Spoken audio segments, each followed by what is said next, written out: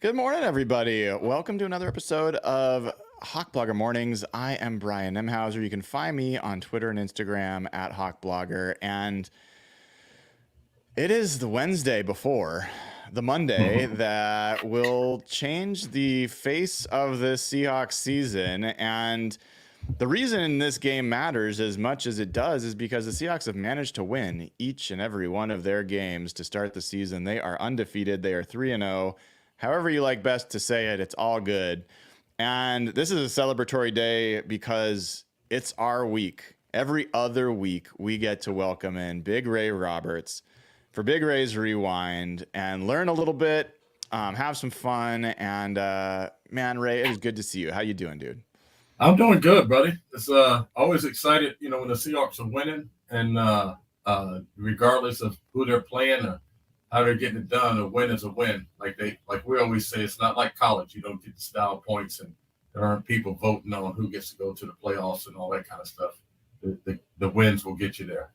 Yes, yes. Well, speaking of that, there's a lot of people who are like not loving the style of that win on Sunday. How did you feel about that game? I felt like like they have one of the fastest teams in the league. And regardless of who was at quarterback, you still couldn't let those dudes run around and do whatever they want. And during the game, I felt like I was feeling really uneasy, and I couldn't understand why, because they had only scored 3 points, but it kept feeling like they were like just one run away from like blowing the game open. But then I realized they just dominated between the 30s. They did a good job of running the football, completing some passes, run a couple, one dude reversed field one time, like that kind of stuff. But it was all between the 30s. When they got to about the 30-yard line, the Seahawks defense, kind of shut it down. And then on offense, it wasn't even really about what they were doing. It just took the offense a little bit of time to get out of its own way.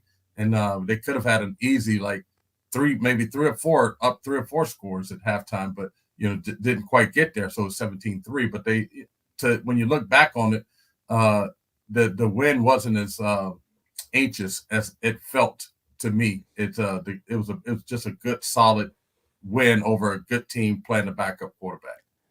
Yeah, it's funny you say that, Ray, because I've talked to folks about this. I was nervous about this game. I got increasingly more nervous as we got closer because, I talked to Trey Brown in the locker room last week, and it's like, yeah, have you faced any of these guys before? You ever faced Tyreek Hill or Jalen Waddle or Achane? And he's like, no.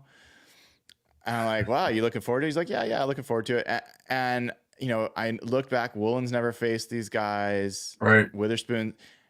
And I'm like, this is different. This is not normal speed. Like NFL is fast, but those guys are a different level fast.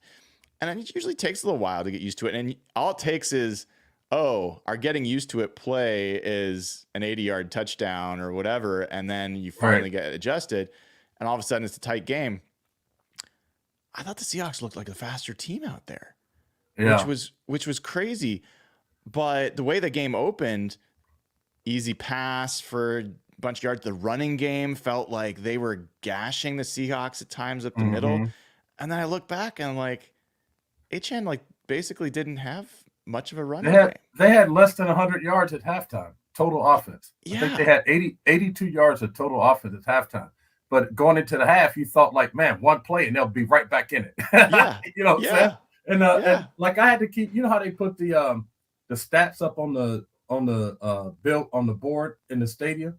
I had to keep like looking at it, going, "Am I reading this right?" because like the Seahawks had like 217 yards of offense at one point, and the Dolphins had 64, and I'm just like, man, it doesn't feel like that. Like when you watch, like I said, like between the 30s, they did a little damage, but then after that, it was just like they didn't do a whole lot more after that, and so, but it going in at halftime.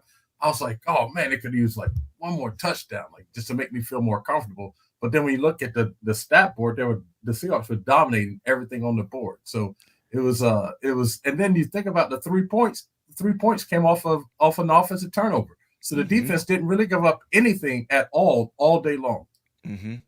Yeah, I mean, 1 for 15 on third and fourth downs. I mean, it was remarkable. So we're going to take a break from offensive film breakdown. We're going to actually look at the defense this week, which I'm looking forward to. But before we do that, I mean, we got to talk about the biggest issue on the team still is the offensive line and the play of those guys. What's your take right now? Like, is this fixable? Well, to me, it's fixable. It depends on. I don't think it's a coaching thing. I think it's an individual player thing. Having to sometimes when you hear the noise, you can kind of reject the noise and just be like, "No, I'm good." But if you really truly are trying to represent your best self, like, man, this is a good time to do some self-reflection and self-scouting and really look at what you're doing and really focus on getting those things done. You can't just keep going and doing practice the same old, or watching film the same old way you've just been watching it all year and not really absorbing and internalizing what it is that you need to do. Going to the coach and working with the coach to figure out what those drills are, or what those techniques and things are that you need so you can get these things done, because both Tomlinson and Bradford are capable. Like they have enough plays to show you that they are, but their consistency is inconsistency, and it just tends to pop up at the wrong time. And because like when I watch Bradford play, when a lot of times he gets really lazy with his feet. So like you'll see him grab someone and his feet aren't doing a whole lot. They're just kind of stuck in the ground. And it's almost as if he's thinking, oh, I got this guy. He ain't going to go anywhere. And it's like, well, that guy gets paid, and he has a coach that's watching him on film, and he has a backup that's itching to get into the game. He ain't going to just stand there and let you hold it. Like he's going to go somewhere, But then if you watch the plays where his hands and his feet are active, he's a really good guard. But it's just few and far between. And then you have the penalties and the sacks and the missed blocks, all that stuff in between all that stuff. But when you see when his feet are active and his hands are active, he can do all the things that he needs to do to be an effective guard. And then Tomlinson, I think, I don't know what it really, I think maybe in his age or years in the league, he may have lost a little bit of his lateral movement and pass protection. I saw that you posted his grade in the run blocking, but it ain't like he's blowing people up. Like I don't know how they grade the run blocking. Maybe if he's just on his guy, and because there's a lot of times he's just kind of holding the dude like right in front of him. He's not taking him anywhere, but he's just right here. So does that count as like, I don't know how people grade that.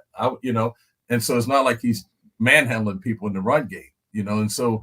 And then when I look at Connor Williams, he just still looks like he's trying to find his way back to the field. Like sometimes he's out of control, he's on the ground, he's out of position, moving too fast, not in sync with the guards.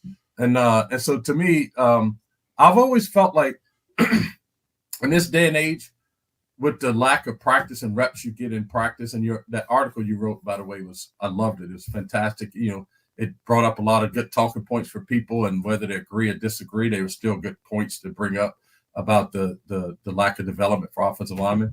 But in this day and age in the league, man, like if you have an offensive line you're putting together, probably more likely than not, they're not going to hit their stride until about 6 or 7 or 8 games in. Like it's like Pete used to always break the season down into quarters. So like somewhere before halftime of the season, if this line stays together, can be healthy, to me, that's kind of when you may see it take off. If it hasn't really done anything by then, those spots, it's going to be what it is. Like you're not going to, it's not going to be a big, huge jump all of a sudden in the middle of the season. It's going to have to show itself before that. Yeah. Well, we're talking with Big Ray Roberts. If you haven't followed him, please do. And also check out Big Ray's Garage Grind. Great podcast, great show. And we'll talk more about what's coming up there at the end. But I wouldn't say I'm losing hope, because that's like way too dramatic, but I'm trying to be realistic about what's possible here. Anthony Bradford had a full season last year, and he was inconsistent. And if anything was consistent, it was that his pass protection was suspect. Right. And I didn't see him come in as a much different athlete Like he's not one of those guys where you're going to hear say like he spent the offseason completely turning into a different professional. I don't think that happened for him this offseason. And I don't think his play has changed substantially. And I think it says a lot. Everyone wants to assume Christian Haynes is just going to be an upgrade, but you and I both know Right. the coaches know more than any of us about the Right. capabilities of these guys. And if they thought they see what Anthony Bradford's doing, if they thought Mm-hmm. Christian Haynes was going to be able to like roll in there and do anything, I think they would play him. But maybe they're a little concerned. Stone Forsythe is the third string right tackle. Do you want to put a rookie next to a third string right tackle? And I don't know, maybe that's factoring in, but I don't know. Like if they're going to continue this rotation or they're going to give Christian Haynes some more chances, do you think that doing it Monday Night Football in Detroit, Aiden Hutchinson, you think that that's you got to do it and just like roll with it, or do you just say no? We're gonna take one more week with Bradford, and then we're gonna give Haynes a chance to not be totally shell shocked. Yeah, I think probably there's a lot of things that can be going on, and like some people will say like it's the way Bradford's playing, and you haven't put Haynes in, then what does that say about Haynes? Sometimes you can just say everything about a philosophy. Like there's some coaches that just don't like playing rookies. You know what I'm saying? I don't know if like rookie offensive linemen, I don't know if that's like what they are or not. It could also be, like just you want to put him in a situation to be successful so that he's not going to go out there and struggle, and then you lose confidence in him, and now you have two guards with no confidence. It could be that you're trying to manage the confidence of Anthony Bradford. I remember in the preseason, coach said that this was going to be a season-long competition, and they're trying to they want to get the consistency out of Bradford, and that's kind of the main thing that he was missing. And there's some things about Haynes where it doesn't always look real smooth when he's doing it, but he gets it done. And so sometimes you got to find trust in that. And so maybe they just don't have trust in his style or how he goes about doing it yet. So, but there has to be, to me, I think in Monday's game, it's not a place to start a Christian Haynes, but at some point in the game, if you want to kind of give him some reps and let him, I think you can kind of see as the game is going, like, hey, like in this, one drive before halftime, another drive, before the fourth quarter or something like that, just kind of let him get out there and get some reps in, depending on how the game is. If it's a 1-point game and you're playing good football, then I don't know if that's a good time to do it. But I do think to me, I would try to get him at least one series each half, just so he can start to kind of see what it's like, get a feel for the speed of the game, prepare to know that he's going to go in. Sometimes like when you don't know if you're going in or not, like that can kind of play mind games with you too. You're trying to be ready, but then all of a sudden you start to think like, maybe it ain't going to happen today. So then you got to try to keep your energy up and all that.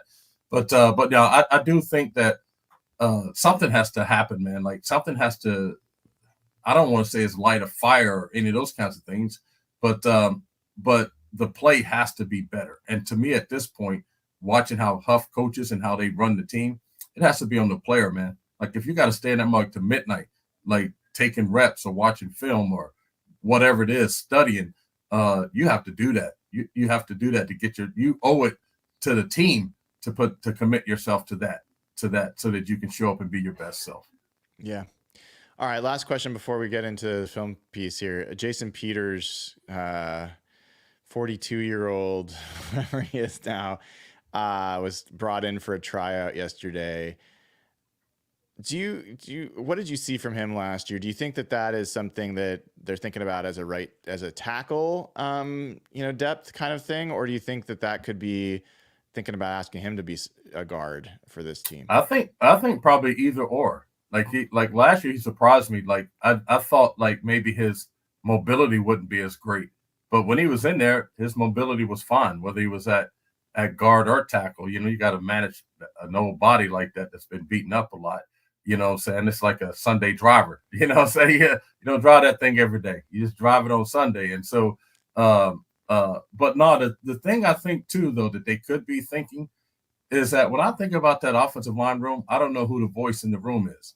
I don't know who will take Bradford by the freaking throat and be like, "Hey, dude, like you got to get this thing right." I can remember, I think it was like my third year here with Seattle, third or fourth year, we brought in Ray Donaldson, who had played for like 50 years. Like he played with the Colts when they were in Baltimore. Mm-hmm. That's how old he was. And but my deal was I false started a lot. And so I remember one game had like 2 false starts, and I came to the bench and he was just waiting for me like a dad. And he just put his hand right in my face. He said, "Hey, dude," like he used some choice words. "That's it. Like no more. You got to stop it. You got to stop doing that." And then I'm just like, "Yes, sir." Like, it was like, you know what I'm saying? It's like it's like this dude, like, and so I don't know that they have anybody in the room that would go like, "Hey man, like, damn it, like this is what we got to do." Like, even if we have to stay late as a unit and just watch film together, go through plays together, walk through plays together, like someone has to take the room by the throat and be like, "This is my room, damn it, and you guys, this is how we're gonna do it and get it done." And I don't know who's in the room to do that. I mean, Tomlin's been around a lot, but he seems like a quiet dude. You know, Abe is a quiet dude, but he's not playing. Charles is not a dude that says a whole lot. You hardly even see him doing interviews and stuff like that. So, like, who says that? Who's the guy that does that? And every room needs a guy like that. Every room needs a voice where you go like, "I don't give a damn what the coach is saying. This is what we're doing. Like, this is what needs to get done." And I don't know if there's anyone in the room to do that. And I think Jason Peters brings you, if you have to, emergency type stuff. He can go in and play guard. He can go in and play tackle, but he can also give you some veteran leadership, like some real veteran, been through the wars, had some great success, and played a lot of football type of voice in the room. Good points there from Ray. Let's get into some film, dude. Let's get into the rewind. And I think I've got the right one up for you that you asked for. I'll play it through once, as you often like me to do. We're going to see this one from 2 angles. This is the right play? Yep. So, like, the thing I want you to notice is if you look at the 3 second-level defenders, so exactly, those 3 guys, and I don't have the numbers and names, but watch how fast let me just put it this way. These 3 plays, to me, is everything that the Seahawks can explain this whole Seahawk defense and what's important to this defense in 3 plays. And this is one of them, because stopping the run, if you can't stop the run, I don't care what offense you're playing against, you have to be able to stop the run, because people want to run the ball. And if they decide that they can run the ball, they're going to keep running the ball until you stop them.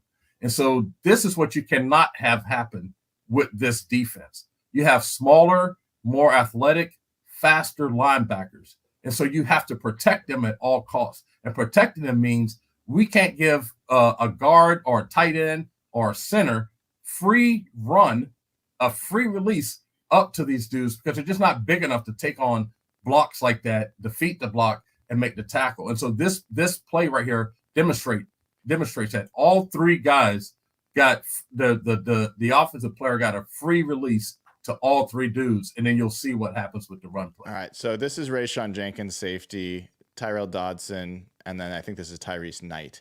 And also this is Byron Murphy and Jaron Reed. So no Jonathan Hankins, no big boy in the middle on this play. Oops. So stop it right there. Like all 3 of those dudes all 3 of those guys had a defender, an offensive guy right in their face. And then you'll see how, like, they're gonna have to, they can't take on all those blocks and get off of them. So then you're gonna have these big gashes in the middle of the offense. And then again, also this is Sunday's game, so you'll see they're running the ball well between the 30s. But here's your point. So Jenkins here, you've got Knight getting blocked here, and then Dodson's here, and he gets and see. He gets a big dude. All 3 guys have at least a 200 The linemen are easily 300 pounds. The one tight end is a big tight end on Jenkins, and he's a smaller safety. So, or he's not a big linebacker. And so, if all three of those dudes are consistently covered up like this, it's going to be a long season. It'll be a long season playing defense for the Seahawks because you'll see this a lot. And if you show it from the end zone, the next angle, yeah.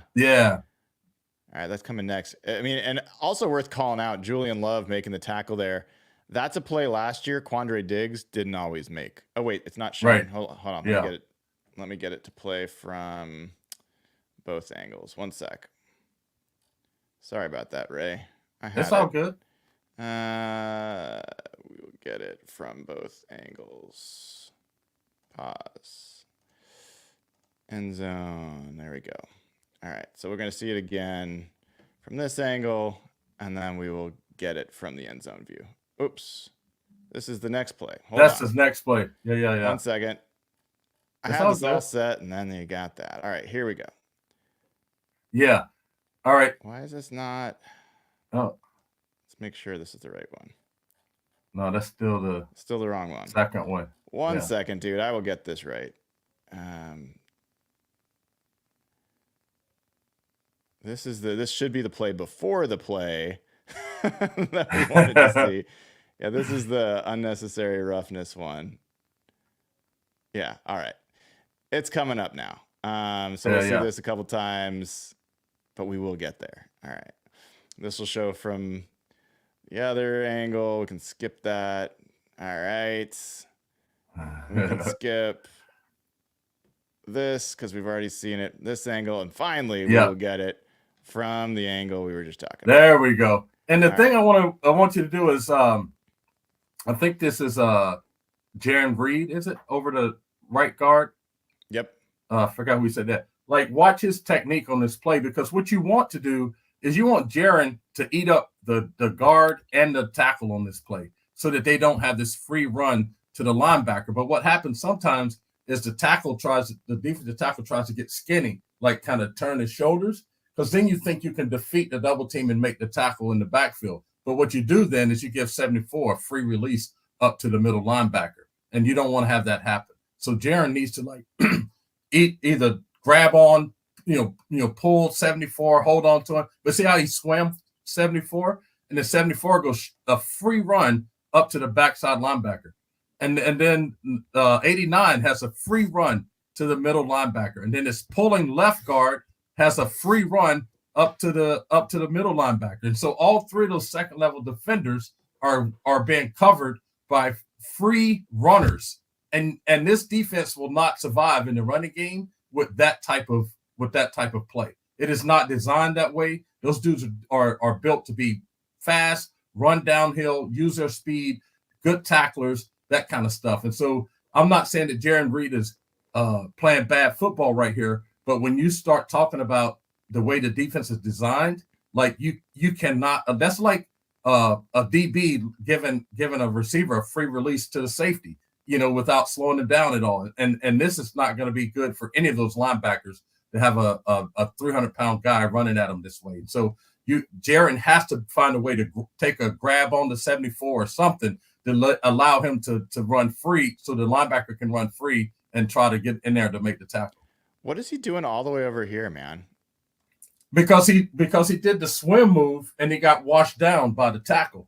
The tackle washed him down, and so, but if he had just kind of held his ground right there, see how he got just driven right out of that gap, and that just opens the hole way open. And a lot of times that comes from Jaron Reed's trying to make a play. He's thinking like, hey, I can skim between this double team and I can get in there and make the play. But when you do that, like, you give up all your leverage, you give up, you're allowing the dude to go free. And then that tackle, all he has to do is shove you in the back, and he just push you straight down the line of scrimmage, makes the hole. Look how wide that hole is between the right tackle and number 30. That's a lot of space for a linebacker to cover. Now you have 900 pounds of people coming through that hole, and you have those three dudes having to make that tackle. It's not gonna happen. And so that is what they don't want to have happen on this defense, because those linebackers can't run. You have too many big dudes right there in their faces, and they're not going to defeat a lot of those tackles, a lot of those blocks to make the tackle, shorter than 4 or 5 yards down the field. Nice play here. I mean, you look at the open field tackle here for Julian Love. I mean, he's all that's left on this play. And also, is that's Devin Witherspoon coming in and helping as well. Mm-hmm. Yeah. But a really nice tackle there by Julian Love. So, yeah, that's a great one. All right, let's take a look at the next one. Yep. And now this next one, there's two things I want you to watch on here. One is look at those same 3 linemen on the right side are still the guard and the tackle are still trying to work to the second level defender. But watch how Byron Murphy, and I think that's Derek Hall on the other side, they eat up all three of those blockers. And then now watch how those linebackers run to defeat this play. And so this is the exact opposite of what we just saw. And interesting here, I mean, different defensive personnel, right? You got Hankins in there in the middle, Murphy on the outside. I don't know who that is for sure. This is Derek Hall you're talking about. But here, let's watch it in action. I think that might be Draymond Jones on the bottom of the screen. Oh, no, it's Jaron Reed. Yeah. So you see 74 was chasing the linebacker because he was trying to get up to the right tackle is trying to get to, I think that's 48 right there. He's trying to get to Tyrese Knight. Yeah, they're trying to get to him. But the way Byron Murphy plays this double team, and he swallows up the whole thing. And then on the other part of it is when we talk about setting the edge. Setting the edge means when the ball is coming your way, if you're the last guy on the end of the line of scrimmage, you want to keep your outside shoulder free at all costs. And that's what Derek Hall is doing. So he sets the edge first and hoping that ball is going to turn back inside that tight end. But the play is designed to go further to the outside. But he and Byron Murphy both are setting edges right here because they're keeping their outside shoulder free. And Byron is also eating up this double team so that these linebackers can run. So if you just let it run a little bit more. So both of them to stop right there. Go back just a little bit if you can. Just a tiny bit. Yeah, okay. Now this, you might think like he's getting dominated in this block, right? But sometimes you have to be a traffic cop. And that means that like you're not going to make the tackle. You're not even going to be on the play. But you're making it so that other people, you're directing the traffic so that other people can make the play. And so if you look at Rick Woolen, who's getting held by Tyreek Hill, by the way. I mean, if that's not a hold, I don't know what a hold is, bro. Yeah. Like that is like, it's like a brother-in-law hug. Like, hey, how you doing? I haven't seen you in a long time. Like, what the heck is that? But anyway, because even in this hold, and it looks like Tyreek Hill is blocking the heck out of Rick Woolen. Rick Woolen still has his body on the outside. He is still maintaining the outside edge of this run. So when this runner sees the opposite color, he's going to turn back. And so when he turns back, now you have those linebackers that those guards and tackles couldn't get to. Those dudes are sprinting to the tackle. And then now those guys that were setting the edge, now they're free to run to the tackle, Hall and Murphy. And then look at the result you get. It's a slightly different play, but the way they played the concepts and the techniques that they are asked to play were to perfection on this play. And then all that pursuit, that playing on a string, the first person in, takes a shot at the tackle, and you have 3 or 4 other dudes coming to finish it off. So that play exemplifies eating up the double teams, keeping those linebackers clean so they can run and make those types of plays. They're great tacklers in open field. Also setting the edge. And then setting the edge sometimes means you got to be Rick Woolen and just be the traffic cop. You're just fighting like hell to keep the outside leverage to make the play turn back inside. And so this is a good example of how, without getting into like, I don't like getting into like, oh, they're in the 4-3 cover this and blah blah blah. When people start talking that, they're just trying to like pump their own horn that say they can call out a defense. Like whatever. You know what I'm saying? Like, but at the end of the day, it doesn't matter how you line up. You have to play these techniques right. And they're playing these techniques perfectly. Like, look at those linebackers. These dudes look like they're on the hunt, right? Look at that shot. They look like they're on they're like, oh man, I got them in my sights. We're gonna tear this dude up. like now you don't have 300-pound dudes running at them. Their eyes are fixed on the running back, and they're they are playing with outside and inside leverage. So the middle linebacker or the second linebacker isn't trying to outrun the linebacker in front of them to get to the play. They're keeping good, their net is spread just perfectly. Is good. And so like this is like if McDonald could draw up a play to say this is how we want to play defense, this is how we want to attack the run game, this would be a perfect picture of how to do it. And obviously you can come up with different play styles and all that kind of stuff, but this is how they want to play defense. I love this from you, Ray. I mean, all the things, the details you point out. I mean, Derek Hall gets so much credit for being a physical player. This isn't a play that people are going to point out, but like he is manhandling. He's jacking that guy. He is manhandling his tight end, right? Like, you talk about opening a door. You said that a bunch. I mean, this guy is like, he's off the hinges. Like, yes, right. And then he's part of the remodel. And then Byron Murphy, you talk about him eating up this double team. By the end of this play, he's off the double team and part of the tackle. Yeah. And then Tyrese Knight, who is, a rookie in his first, start. And one of the things I love about this from Tyrese Knight is his footwork. He does not just charge and overrun this. Look at him like chop his steps. Yep. Like right there, right? And he breaks down. Yeah. He breaks down, and like that's not an easy play to make. And like no, it's not. To see Byron Murphy go from that to that. Gonna miss watching that guy, seems like, maybe for a little while. Hopefully he comes back soon. But that's a great that's one. That's how it's done, man. And like if I promise you, like I went back and watched all the run plays and all those like 4, 6, 5-yard runs happened when those linebackers had offensive players right in their face. On the plays where they didn't gain many yards, those dudes were free to run. And you can say like, hey, that's true for any defense, but some defense I played against some big, huge offensive like linebackers like Ray Lewis and Brian Urlacher and stuff like that. Those dudes come downhill, they'll thump a guard and put him right on his ass and then go make the tackle. Bobby Wagner was a little bit like that when he first came into the league, until and then he started, having to not have to, you don't want to play like that your whole life if you play for 15 years. But there are linebackers in the league that can defeat blocks like that and then make the tackle. But these dudes are not those. These are not those dudes. And it doesn't mean that they're not good linebackers. That's not what they're built for, and that's not why this defense is built for them. This defense is built for them to run and make a lot of tackles. Because even the one thing that Coach said about Knight is like, he may not always have like the technique and stuff right, but man, this dude makes a lot of tackles. And so like you have to decide like do you want him to be technique and scheme perfect or make a lot of tackles?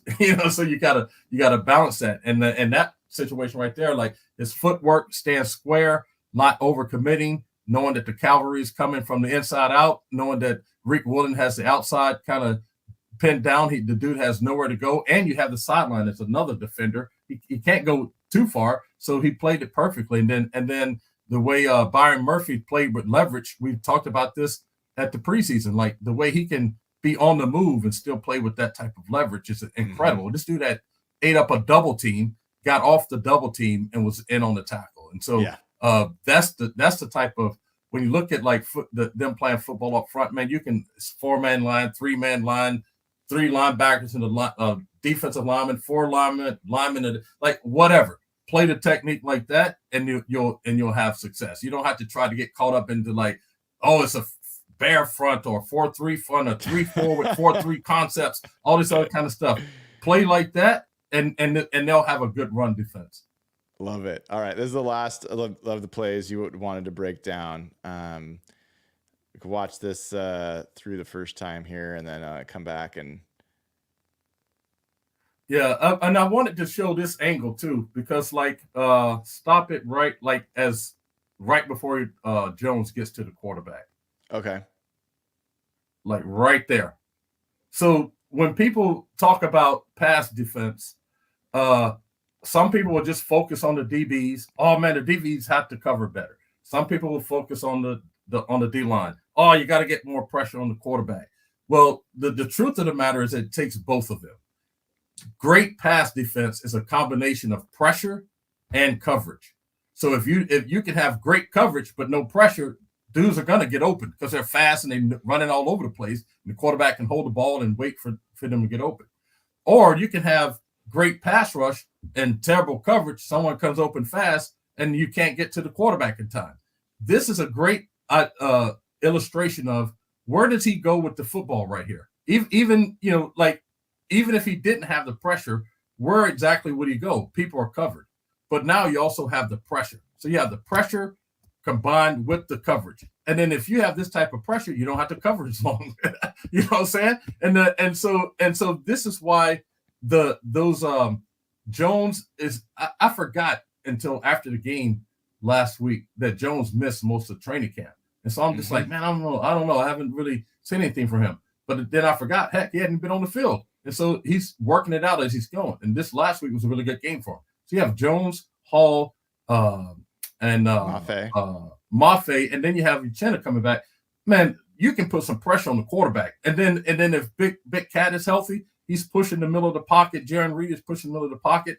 It can make the secondary, as good as they are and as athletic as they are, it can make them even better because they won't have to cover as long. And then you have quarterbacks throwing off-schedule passes or passes that are falling backwards and off schedule.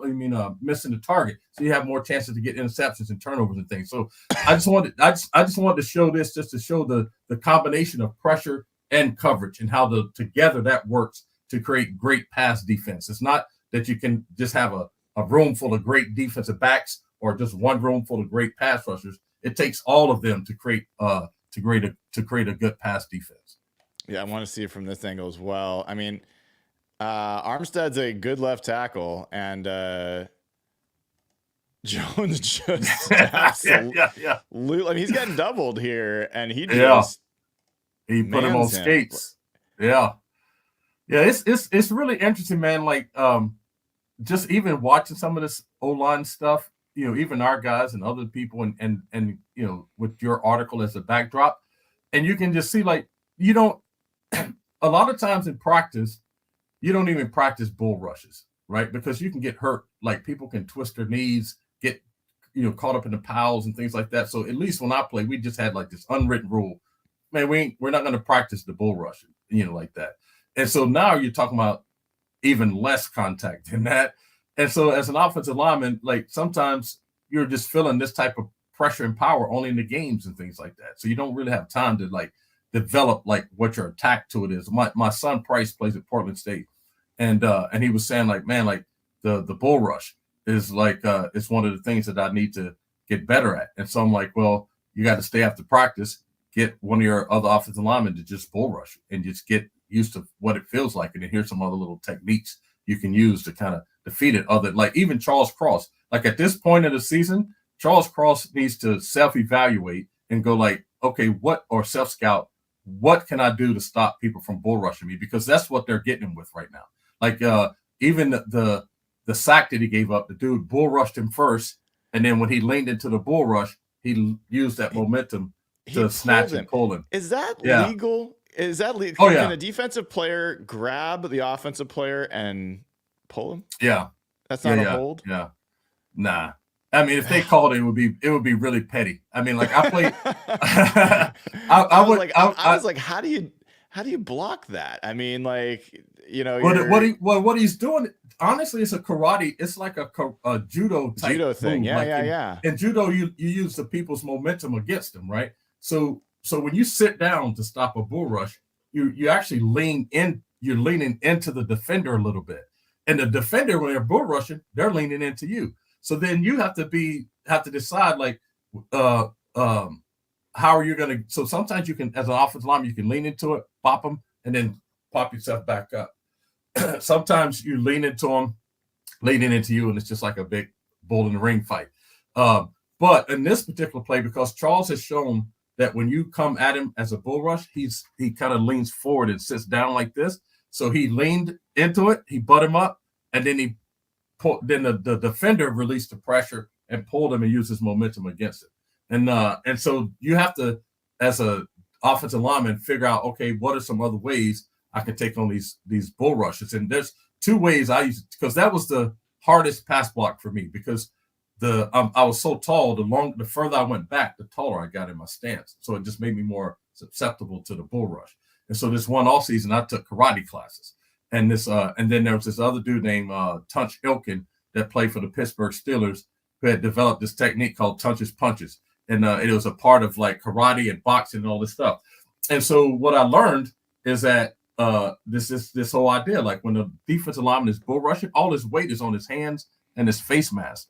And so if you knock his hands down, they normally go right to the ground. We saw Christian Haynes do this in the preseason. The dude was bull rushing him, knocked his hands down, he went right to the ground. The defenders start getting up, looking at their cleats and telling the coach, "Oh man, I slipped," and all this stuff. No, it's that he just redirected all your force to the ground. That's one way to do it. The other way to do it is to short set folks better. So instead of kicking back, you kind of go at them a little and you get to them before they can really get going with their bull rush. And so that kind of, I don't know how much freedom Charles has to kind of change his sets up like that. But when I played for Howard Mudd, I was a pretty athletic dude. And so he was just like, here's these three different ways you can pass set. You can at a 45-degree angle, you can short set them, or you can set vertically, and then you can play around with whatever you feel like comfortable with it, because your feet are quick enough, long hands. And so I love to short set people, because it was over just like that. Just boom, you got them, and it's like they're not going anywhere. And then it got to the point where I was doing the trapping so much that around the league, like the dudes I was playing against, they would come, they would rush, they would be afraid to put their hands on me. They'd be like, "Oh no, you're not going to get me today." I'm like, "Oh, that's cool, because as long as you stand out there, my job is easy." You know what I'm saying? Like, you're making my job easy. So Charles has to come up with a couple different ways that he wants to attack people that are going to double team him. Because right now, that's like the only weakness in what I see that he's doing. And especially in pass protection, he seems to be using his feet to get guys around the corner. He's been shutting people down, moving to the inside, but he does get pushed back quite a bit sometimes. And so I think he's going to have to come up with something to attack the bull rush a little bit. Well, that was awesome. I want to spend a couple minutes with you, if it's okay, just talking about this Lions game. Obviously, you played for both these teams. You're familiar with both the cities. Just talk a little bit about Detroit. Like, you when you're playing there, as Barry Sanders' heyday, and it's been decades since, and they still have generally just not had any success. And I got to admit, I have a soft spot for the Buffaloes, for the Detroits that just have kind of gone through some stuff. Yeah. What's the fan base like there? Like, what's your recollection of that city? The fan base is super loyal, and but also brutally honest. like they're not gonna, if you're not playing good, they're not gonna pat you on the back and tell you it's gonna be okay the next day. Like they ain't gonna sugarcoat it like that. They're gonna tell you, like, because see, Detroit's a hard city, so you can't sugarcoat anything. You have to call it like it is, because your survival sometimes depends on it. And you just got to call it the way you see it. And so, when I played in Detroit, there were times when like the whole stadium, like 70,000 people. We had Wayne Fonts and his brother Johnny was practicing defense, and at one point, the whole stadium was saying, "Wayne must go," and then the other side would say, "Take your brother with you. Wayne must go. Take your brother with you." Like the whole stadium was saying that, like as we're playing a football game. It was just like, oh my God. And so it's a very hard, tough city. The city in itself has kind of come up in the last few years. There's been more investment in the downtown area and stuff like that. But when I played in Detroit, you didn't go downtown. Like I went downtown. I was in Detroit 6 times. I went downtown Detroit maybe 3 times, and every time I hired our team security to go with me, because it was just like that. Like we had one player, Chris Claiborne's dad, got shot and killed downtown. We had another offensive lineman that was put face down on the ground and was like, "We're taking all your stuff, your car and everything. Don't get up. Like we have another shooter in the parking lot, so don't move for like 5 minutes." So you got this 340-pound lineman just laying on the ground for 5 minutes, afraid to get up. Like stuff like that. and I doubt that's not happening to players anymore. But like even when like Jerry Stackhouse and Grant Hill were playing basketball for the Pistons, they go into the mall to go shopping and things like that, and the stores would like close the store down so they could have space and stuff to themselves and all that kind of stuff. And Barry was the same. Barry had like that carte blanche kind of nobody's gonna mess with Barry kind of a thing. But it's a tough city, man, and so it takes a tough physical football team to kind of match that energy, and that's what they have right now. When I was there was no commitment to. It was more commitment to the salary cap than there was to actually building a team. So we would get players primed and ready to fit in our system after a couple of years, and they're supposed to get paid. Then we let them go, bring in another dude. So we're just on the treadmill. Now, I swear to God, to this day, that's why Barry retired.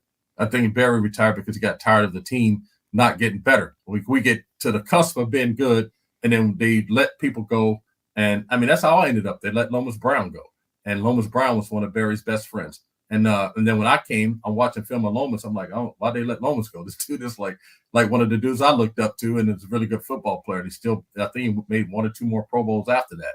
And so it was just stuff like that. So now they have some people there that are some good football people. They've leaned into some of the football knowledge that is associated with the team and the organization, and they've made really good football decisions.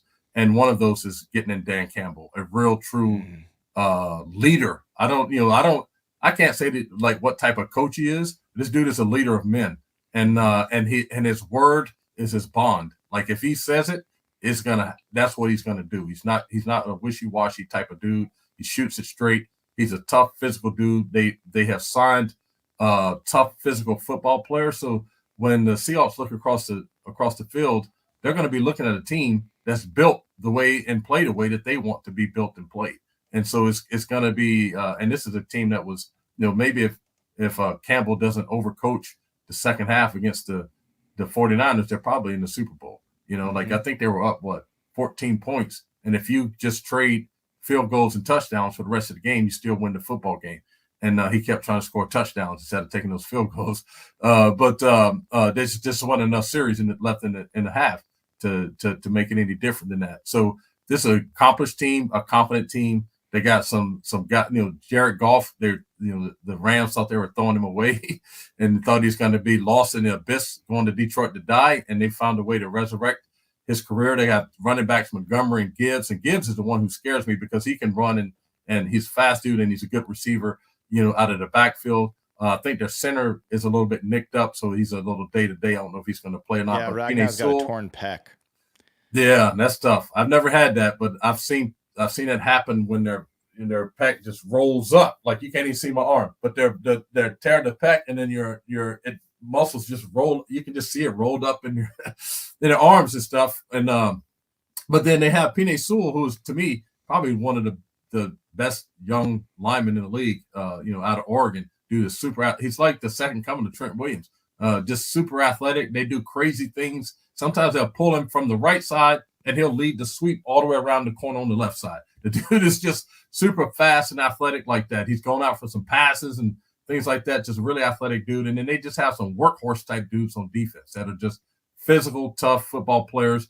And then like my man Aiden Hutchinson, that dude is a real problem, bro. Like in the run game, in the passing game, whether he's lined up over a guard or either tackle, he's one of those dudes when everybody is identifying him.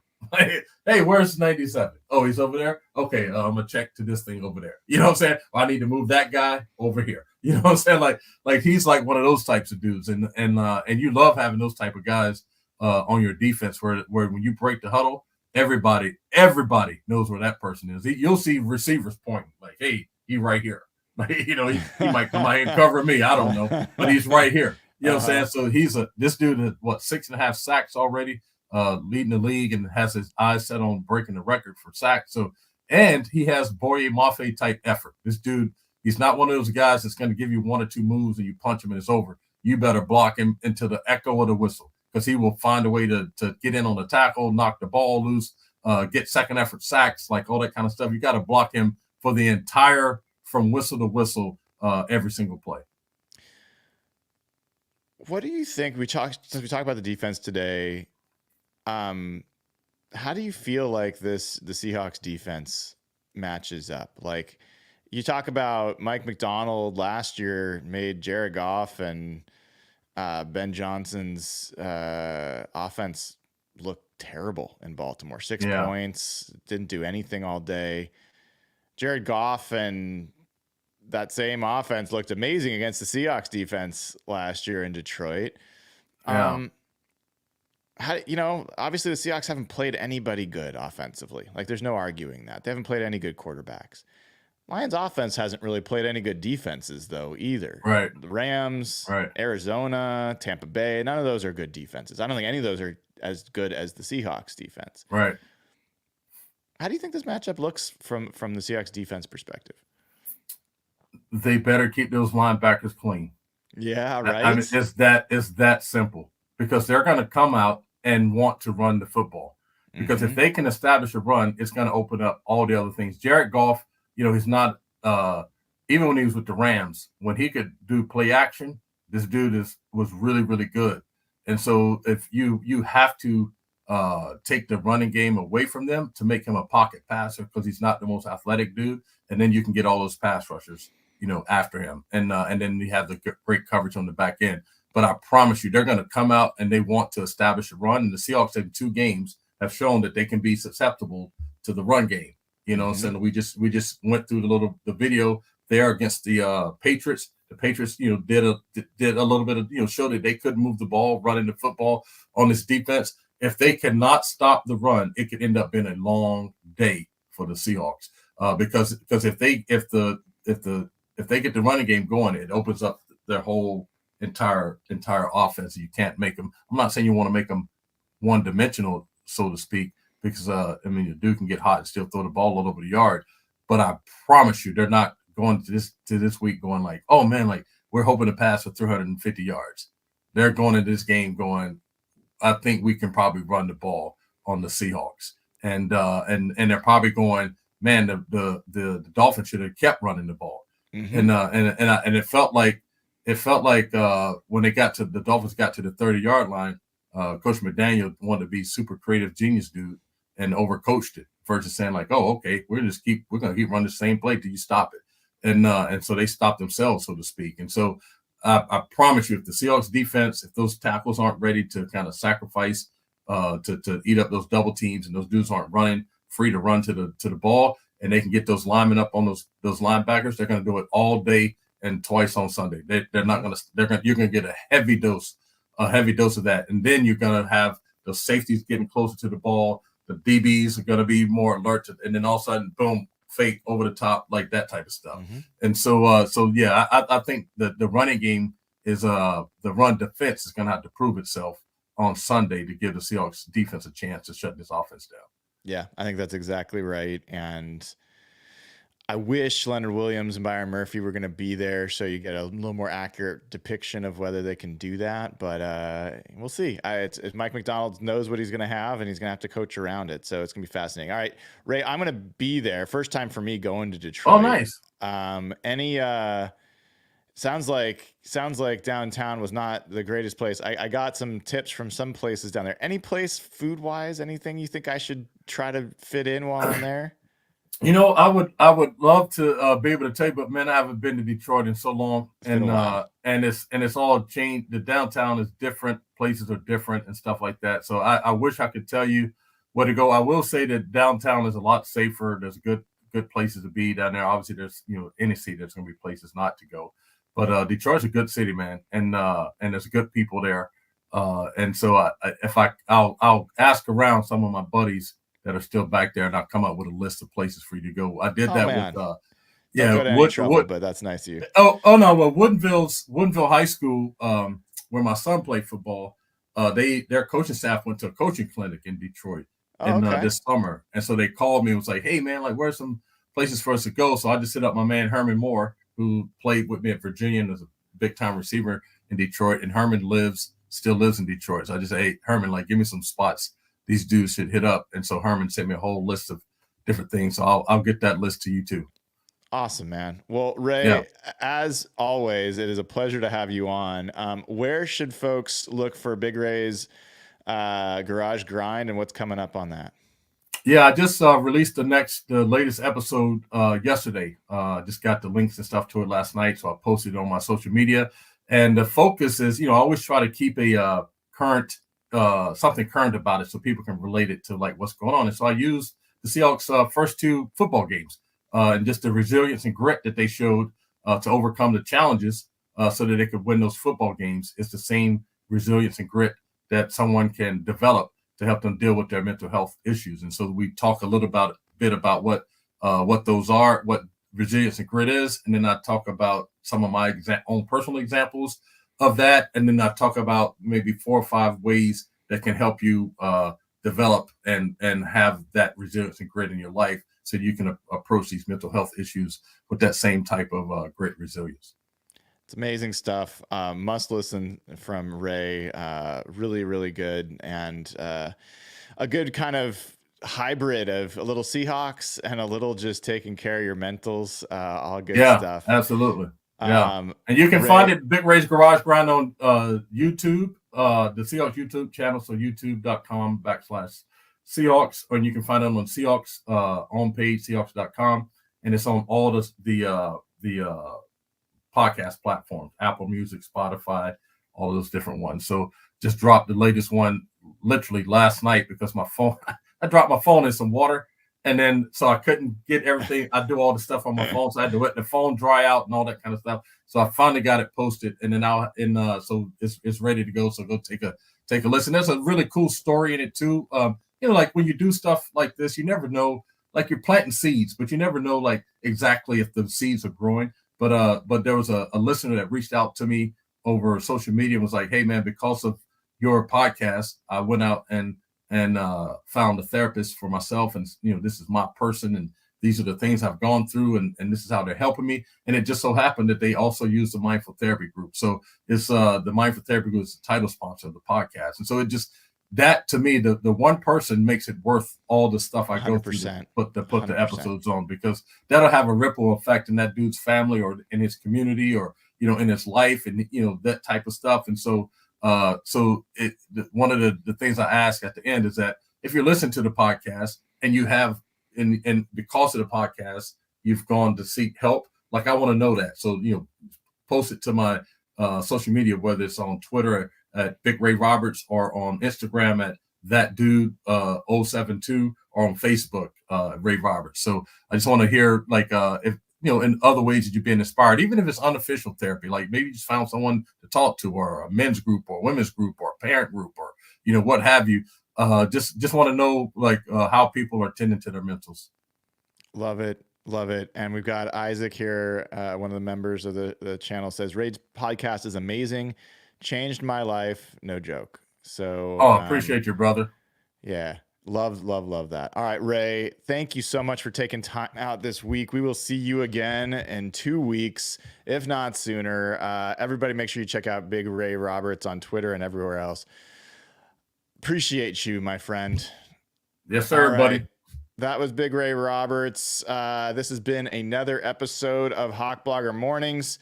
Episode 185, double dose this morning. If you didn't see it, you can go check out the first look deep dive I did on the Seahawks Lions game.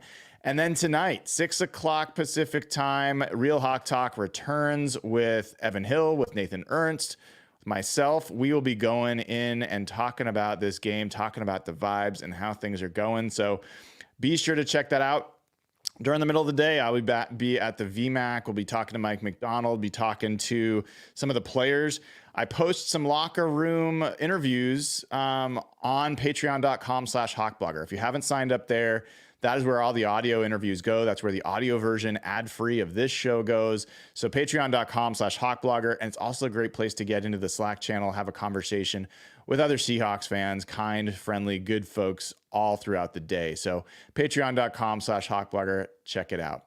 All right, everybody. I am Brian Nemhauser. You can find me on Twitter and Instagram at hawkblogger. This has been episode 185 of Hawk Blogger Mornings. Have a wonderful rest